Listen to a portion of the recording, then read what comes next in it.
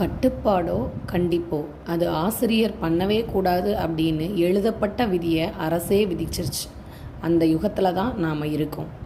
நம்ம நினச்சி பார்ப்போம், நம்மளோட குழந்தைங்கள வீட்டில் ஒரு ஃபோனை எவ்வளோ நேரம் வேணால் நீ பார்க்கலாம், இல்லை டிவியை நீ எவ்வளோ நேரம் வேணால் பார்க்கலாம், எப்போ வேணால் படிக்கலாம், இல்லை படிக்காமலும் இருக்கலாம் அப்படின்னு ஒரு ரூல் இருந்தால், இல்லை அப்படி ஒரு கட்டுப்பாடு இல்லாத ஒரு ஒரு சுதந்திரத்தை நம்ம குழந்தைங்களுக்கு கொடுத்தா நம்ம குழந்தைங்க படிப்பாங்களா? புக் எடுத்து படிப்பாங்களா? இல்லை பள்ளிக்கு நம்ம எத்தனை மணிக்கு வேணால் போகலாம் அப்படின்னு ஒரு கட்டுப்பாடற்ற விதி இருந்தால் எத்தனை பேர் நம்ம 9 மணிக்குள்ளே பள்ளியோட வளாகத்துக்குள்ளே இருப்போம்?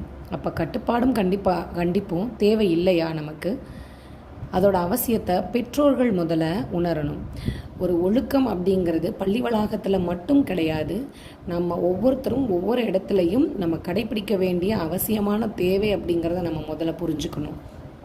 எங்கோ யாரோ செய்யக்கூடிய ஒரு குற்றத்தை வச்சு எல்லா ஆசிரியர்களுடைய கண்டிப்பும் கட்டுப்பாடும் தவறு அப்படிங்கிற ஒரு நிலைப்பாடை அரசாகட்டும் பெற்றோர்களாகட்டும் தயவு செய்து தவிருங்க.